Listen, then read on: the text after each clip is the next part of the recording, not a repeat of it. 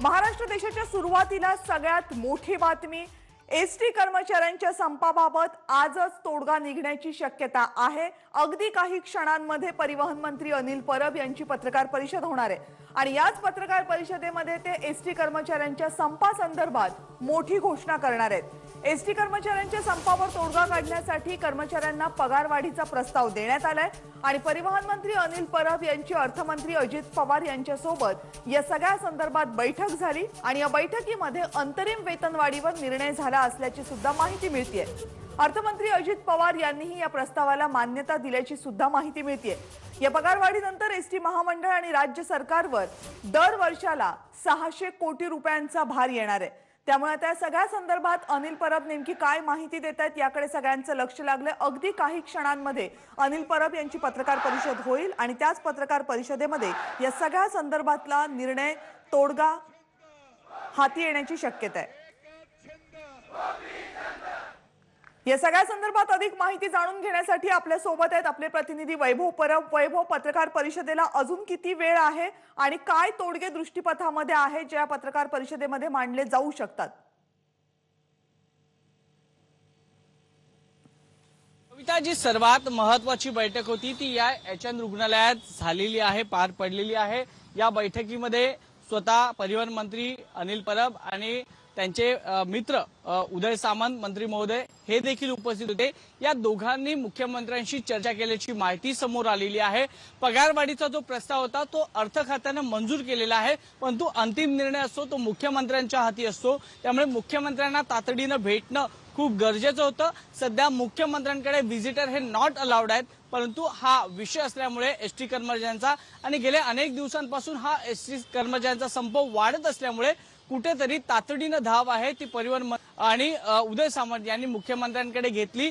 नुकतेच अनिल परब आहेत ते एचएन रुग्णालयातून रवाना झालेले आहेत सह्याद्री अतिथीगृहाकडे। तिकडे थोड्याच वेळात पत्रकार परिषद होईल आणि जी पगारवाढ करण्यात आलेली आहे ज्याचा परिणाम आहे तो महाराष्ट्र शासन प्रशासनावर होणार आहे। तब्बल 600 कोटींचा भार आहे तो वाढणार आहे, परंतु ही पगारवाढ आहे ती एसटी कर्मचाऱ्यांना किती मंजूर आहे, किती अनुकूल आहेत? कारण का विलिनीकरणाच्या ज्या मागणीवर ठाम आहे ते विलिनीकरण शक्य नसल्याची माहिती अनेक वेळा परिवहन मंत्र्यांनी दिलेली आहे। कोर्टाने समिती देखील गठीत केलेली आहे। या समितीचा अहवाल मुख्यमंत्र्यांकडून सादर केला जाईल, परंतु या मागणीवर पगारवाढीच्या मागणीवर तरी एसटी कर्मचारी खुश होणार आहेत का आणि जो संप सुरू आहे तो कुठेतरी मागे घेणार का?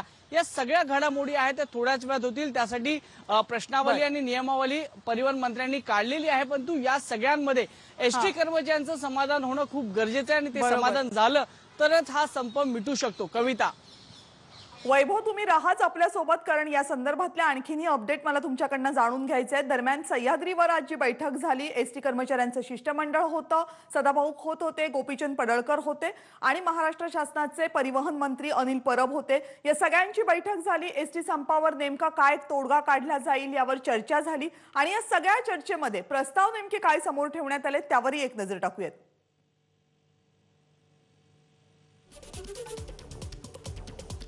विलिनीकरणाऐवजी अंतरिम वेतनवाढीचा पर्याय निघाल्याची माहिती मिळतेय या सगळ्या बैठकीमधनं। ज्या कर्मचाऱ्यांचं वेतन 12,500 रुपये आहे ते जवळपास 18,500 रुपये करण्याचा एक महत्त्वपूर्ण प्रस्ताव या बैठकीमध्ये मांडण्यात आलेला आहे। ज्या वरिष्ठ कर्मचाऱ्यांचं वेतन 50,000 रुपयांपेक्षा जास्त आहे त्यांना कनिष्ठ कर्मचाऱ्यांच्या तुलनेमध्ये कमी वेतनवाढ दिली जाईल।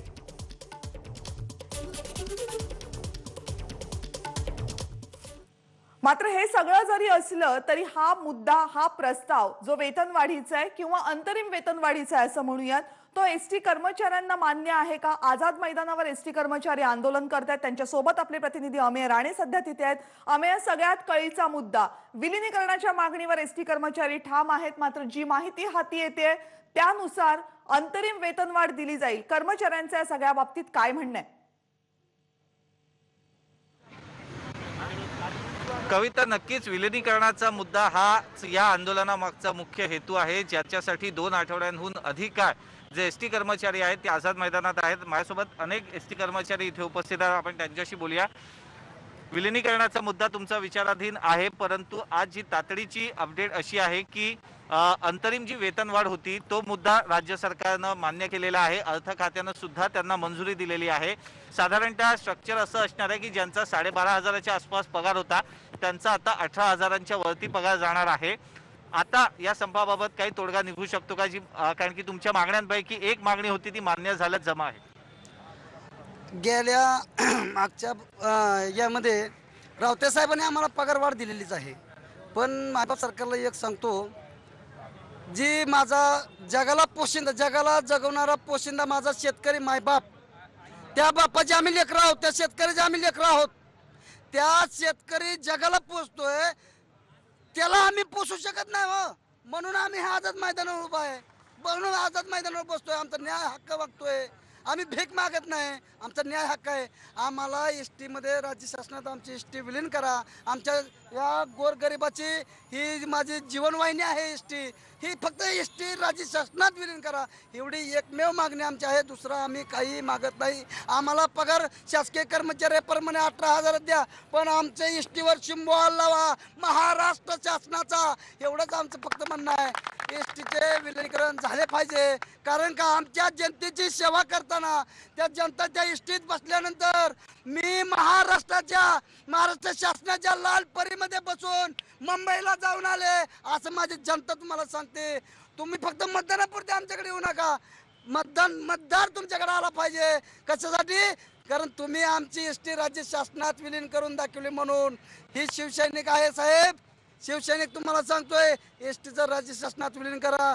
धन्यवाद, एवढंच बोलतो. वेतनवाढीची मागणी मान्य होते तरी विलिनीकरणावर ठाम राहणार. सर, आमची मुळात वेतनवाढीची मागणीच नाही. कोणी पण परिवहन मंत्री साहेबांना आमचं जाहीर खुलं आव्हान आहे, इथं आझाद मैदानावर यावं आणि त्यांनी दाखवावं की आमची वेतनवाढीची मागणी म्हणून. वेतनवाढ आमचा प्रश्न नाही, आमचा पहिला आणि शेवटचा एकच प्रश्न आहे, एस टीचं राज्य शासनात विलीनीकरण झालं पाहिजे. दुसरी तिसरी मागणीच नाही आमची, वन मागणी, एकच मागणी, शासनात विलीनीकरण. मागणी आहे तिला थोडा वेळ लागतोय, ती विचाराधीन आहे. जी समिती नेमली आहे ती सुद्धा त्याच्यावर काम करते, सर्व बाजूंनी विचार होत आहे. परंतु आता तुम्हाला तातडीचा दिलासा म्हणून तुमच्या आंदोलनाचं एक यश याला म्हणता येईल की 2 आठवड्यांहून जास्त काळ तुम्ही इथं ठाण मारली आहेत. पगारवाढ तरी तुमची एक होती ती दिलेली आहे राज्य सरकारची, बरेच वर्ष प्रलंबित होती. सर, राज्य सरकार कसं फसवतंय, शब्दाच्या खेळात कसं अडकवतोय बघा. 2 पार्ट्या आहेत कोर्टामध्ये, बरोबर. एक गुजर सरांची म्हणजे जे की त्यांच्यावर ही केली आणि सरकार. जर या 2 पार्ट्या जर म्हटल्या की जर सरकार म्हटलं की आम्ही विलीनीकरण देतोय, कोर्ट म्हणणार आहे का, न्यायाधीश म्हणणार का तुम्ही का दिलं, नाही म्हणणार ना. माननीय न्यायमूर्तींनी सांगितलं की 20 तारखेपर्यंत तुमचं जे काय आहे विलीनीकरण यस ओर नो हे सांगा. जर राज्य सरकारनं आजच्या आज दिलं तर न्यायाधीश म्हणणार का तुम्ही तोडगा का काढला, तुम्ही हे विलीनीकरण का केलं, नाही म्हणणार आहेत ना. मग कशाला हे कायद्याच्या कचाट्या सांगताय त्या गोष्टी आणि कायद्याच्या गोष्टी करतात. कुठला कायदा पाळलाय सरकारने? आमचा 2016चा करार 20 पर्यंत होणे गरजेचं होतं, नाही झाला. तेव्हा नाही यांना वेतनवाढ दिसली. आमचा किमान वेतन पाहिजे आम्हाला, ते नाही दिलं गेलं. तेव्हा येणारा कायदा नाही दिसला आम्हाला. मान्य औद्योगिक न्यायालयाने सांगितलं होतं की 7 तारखेला वेळेवर पगार व्हायला पाहिजे, तो यांनी भंग केला, तो नाही तेव्हा दिसला कायदा. आम्हाला ज्या काही गोष्टी कायद्याच्या गोष्टी सांगतात, कायदा सरकारने तोडलाय, त्याच्यामुळे कायद्याच्या गोष्टीवर बोलायचा सरकारला नैतिक अधिकार नाही. तुम्ही या, इथं या साहेब, सरकारमधले मंत्री या आणि कर्मचाऱ्यांच्या भावना काय बघा. आमची एक आणि एकच मागणी विलीनीकरण सरकारने ध्यानात घ्यावं. हा एस टी कर्मचारी भले गरीब असो पण शूरवीर आहे, बहादूर आहे. त्याच्यामुळे हा सरकार बनवू पण शकतो आणि सरकार पाडायची धमक पण एस टी मध्ये आहे, एस टीच्या कर्मचाऱ्यांमध्ये. कारण 1 लाख कर्मचारी आहे, सोबत त्यांचे 5 ते 6 घरचे कुटुंब 10 लाख आणि रोज 70 लाख लोकांचे डायरेक्ट संपर्क आहे. त्यामुळे सरकारने गाफील आणि असल्या संप फुटायच्या ना गोष्टी करू नये. कर्मचारी एकजूट आहे, भले आम्ही सर्व राजकीय पक्षांचे पाठिंबे आहेत, पण कर्मचारी स्वतः एकत्र आला नाही. वज्रमूठ बनवलेली आणि वज्रमूठ तोपर्यंत तुटणार नाही जोपर्यंत एसटीचं राज्य शासनात होणार नाही. तर कविता, आपण जसं पाहिलं की कर्मचारी आंदोलनावर ठाम आहेत. जोपर्यंत विलीनीकरण ही त्यांची प्रमुख मागणी मान्य होत नाही तोपर्यंत कर्मचारी आपल्या संपावर ठाम आहेत. जरी सरकारनं त्यांना पगारवाढीचं आश्वासन दिलेलं असलं तरीही सरकार जोपर्यंत विलीनीकरणाची घोषणा करत नाही तोपर्यंत हे कामगार इथून हटण्यास तयार नाहीये. कविता. अमेय, या सगळ्या संदर्भातल्या अपडेट्स अजूनही तुमच्याकडनं जाणून घ्यायचे आहेत आणि सगळ्यात महत्त्वाचं म्हणजे जेव्हा अनिल परब या सगळ्या संदर्भातली घोषणा करतील किंवा ते जी काही माहिती देतील त्या सगळ्या संदर्भामध्ये या कर्मचाऱ्यांच्या काय प्रतिक्रिया आहेत त्याही जाणून घ्यायला तुमच्याकडे येऊ. तुर्तास तुम्ही राहाच आमच्या सोबत. खरं तर या सगळ्या घडामोडींकडे अवघ्या महाराष्ट्राचं लक्ष लागलेलं आहे की अनिल परब नेमके एसटी कर्मचाऱ्यांच्या संपाबाबत आज काय तोडगा देत आहेत. बैठक झालेली आहे. या बैठकीनंतर मुख्यमंत्र्यांची भेटही अनिल परब यांनी घेतलेली आहे. आता या सगळ्यानंतर या सगळ्या भेटीगाठीनंतर तोडगा काय येतो आणि तो तोडगा मान्य होतो का याकडे लक्ष आहे. एसटी संपाच्या बाबतीमध्ये आज नेमकं काय काय झालंय दिवसभरामध्ये तुटेपर्यंत ताणू नका असं आवाहन राज्याचे उपमुख्यमंत्री अर्थमंत्री अजित पवार यांनी आज एसटी कर्मचाऱ्यांना केलं. भाजपचे नेते गोपीचंद पडळकर आणि सदाभाऊ खोत यांच्याकडनं सुद्धा कर्मचाऱ्यांना संप मागे घेण्याचं आवाहन करण्यात आलं. खरं तर हे दोन नेते गेले अनेक दिवस एसटी कर्मचाऱ्यांसोबत आहेत. पडळकर आणि खोत यांनी हे आवाहन केल्यानंतर एसटी कर्मचारी मात्र संतप्त झाले. पडळकर आणि खोत यांची संपामधून निघण्याची भूमिका त्यानंतर एसटी कर्मचाऱ्यांसोबत स्पष्ट झाली आणि त्यानंतर कर्मचाऱ्यांनीच या दोघांचीही समजूत काढली आणि आपल्यासोबत राहण्याची त्यांना विनंती केली. यानंतर एसटी कर्मचारी आणि परिवहन मंत्री अनिल परब यांच्यामध्ये आज दुपारी सह्याद्री अतिथीगृहावर मुंबईमध्ये बैठक बोलावण्यात आली होती. या बैठकीनंतर अनिल परब यांच्याकडून संध्याकाळी 6 वाजता या बैठकीमध्ये जे काही निष्कर्ष काढण्यात आलेले आहेत त्या संदर्भात मोठी घोषणा करणार असल्याची माहिती देण्यात आली. या बैठकीनंतर अनिल परब आणि अजित पवार यांच्यामध्ये जवळपास 15 मिनिटं बैठक झाली आणि अजित पवार यांच्या सोबतच्या बैठकीमध्ये पगारवाढीच्या प्रस्तावाला मंजुरी देण्यात आली. कारण अजित पवार यांच्याकडे अर्थ खातं आहे आणि पगारवाढ द्यायची असेल तर अर्थ खात्याची मंजुरी आवश्यक आहे. यानंतर अजित पवार यांची बैठक संपली आणि मग अनिल परब हे मुख्यमंत्र्यांच्या भेटीला गेले. खरं तर मुख्यमंत्री हे सध्या रुग्णालयामध्ये दाखल आहेत. त्यांच्यावर उपचार सुरू आहेत. मात्र प्रश्न महत्त्वाचा आहे त्यासाठी मुख्यमंत्र्यांची तातडीची भेट घेतली अनिल परब यांनी. त्यांच्या सोबत मंत्री उदय सामंत हे सुद्धा होते आणि आता या सगळ्या बैठकांचं फलित नेमकं काय आहे हे काही वेळातच कळणार आहे. कारण काही वेळामध्ये परिवहन मंत्री अनिल परब यांची पत्रकार परिषद होणार आहे.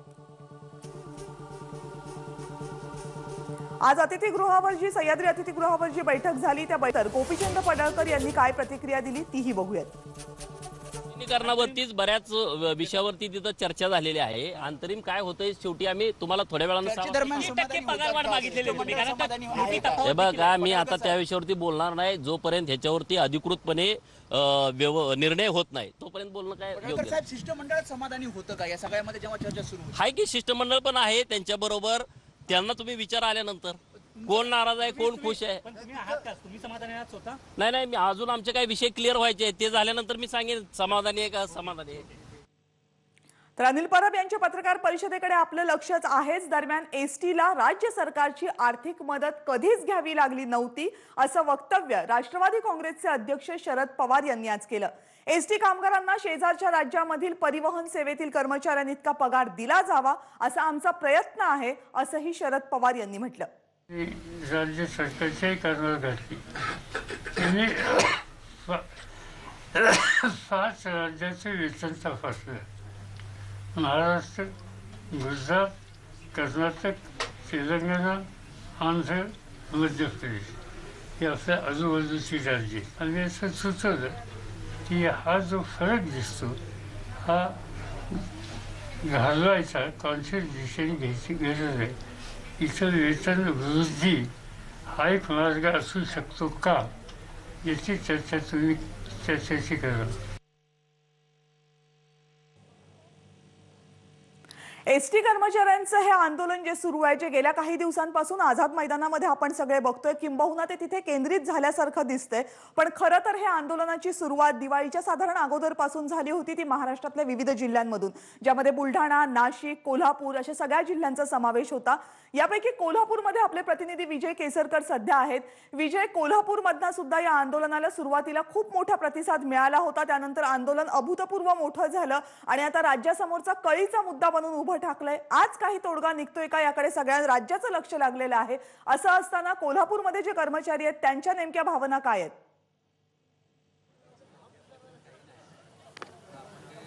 कविता, गेल्या 17 दिवसापासून कोल्हापुरातील एसटीचे कर्मचारी हे वेगवेगळ्या पद्धतीने आपल्या मागण्या या सरकारपर्यंत पोहोचवत होते आणि आजच्या घडीला देखील हे सगळे कर्मचारी बस स्टँडमध्येच ठाण मांडून बसलेत. म्हणजे त्यांनी कीर्तन भजन केलं, त्यांनी जागरण गोंधळ घातला, त्याचबरोबर विठ्ठलाची पूजा केली, वेगवेगळ्या पद्धतीनं आपल्या मागण्या त्या सरकारपर्यंत पोहोचवलेल्या आहेत.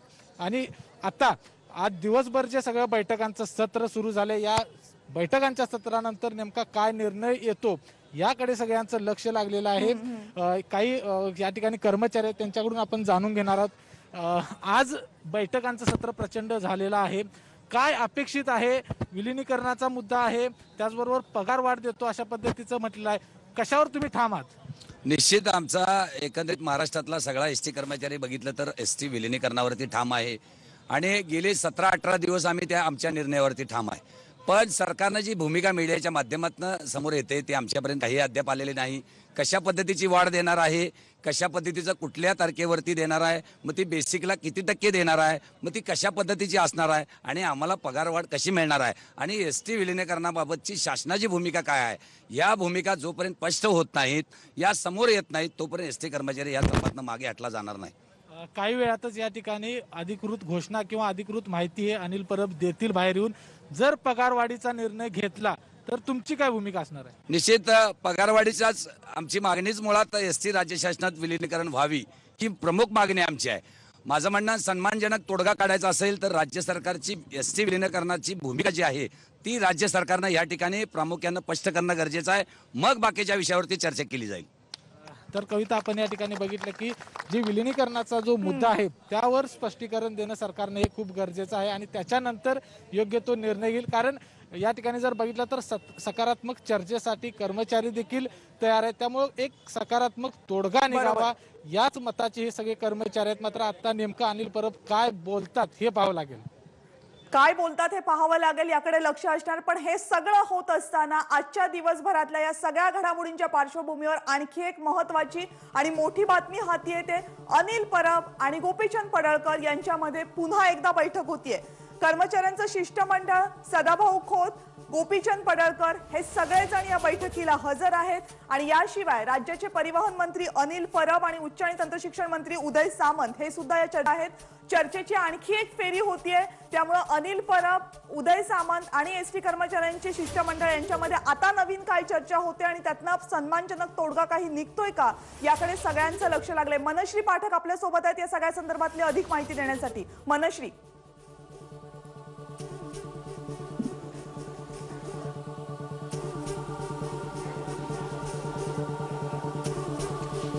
सहा वाजता पत्रकार परिषद सुरू होणार होती. 6 वाजून गेलेले आहेत. मात्र अजूनही एक शेवटची अंतिम चर्चेची फेरी सध्या सुरू आहे सह्याद्री अतिथीगृहातच. अनिल परब हे सह्याद्री अतिथीगृहात पोहोचलेले आहेत. त्यांच्यासोबत उदय सामंतही आहे आणि जसं आता आपण सांगितलं तसं शिष्टमंडळाचे काही पदाधिकारी, सोबतच सगळ्यात महत्त्वाचं म्हणजे पडळकर आणि खोत हे सुद्धा या ठिकाणी उपस्थित आहेत. पत्रकार परिषदेची संपूर्ण तयारी झाली असली तरी सुद्धा पत्रकार परिषदेच्या आधी ही एक निर्णायक अंतिम फेरी अजूनही चर्चेची होते आहे. शिष्टमंडळाच्या आणखी काही मागण्या यामध्ये मांडल्या जातील. सगळ्यात महत्त्वाचा जो मुद्दा आपण बघतो आहोत की आझाद मैदानावरची जे कर्मचारी आहेत ते वारंवार एकच मुद्दा लावून धरतायत, तो म्हणजे विलिनीकरणाचा. विलिनीकरणाच्या मुद्द्यावर जर तोडगा निघाला नाही, समाधानकारक उत्तर मिळालं नाही तर संप मागे येणार नाही अशी कर्मचाऱ्यांची भूमिका आहे. त्यामुळे विलिनीकरणाच्या संदर्भाने या पत्रकार परिषदेत नेमक्या कशा पद्धतीने भूमिका मांडायच्या, शिष्टमंडळाने काय भूमिका मांडायच्या याच्यावर सुद्धा ही चर्चा होते आहे. जर विलिनीकरणाचा मुद्दा कर्मचाऱ्यांच्या दृष्टीने त्याच्यावरती समाधानकारक तोडगा निघालेला नसेल तर आझाद मैदानावरच्या कर्मचाऱ्यांना नेमकं कसं समजावून सांगायचं या बाबतीत ही चर्चा सुरू आहे. त्याच्यामुळे या शिष्टमंडळाची अनिल परब यांच्या सोबत होणारी ही चर्चेची शेवटची फेरी आहे. यानंतर काही मिनिटांमध्येच पत्रकार परिषदेला सुरुवात होईल आणि अनेक दिवस सुरू असलेल्या या एसटी संपावर नेमका तोडगा निघतोय का याचं एक आश्वासक उत्तर महाराष्ट्राला मिळेल. एबीपी माझा, उघडा डोळे बघा नीट.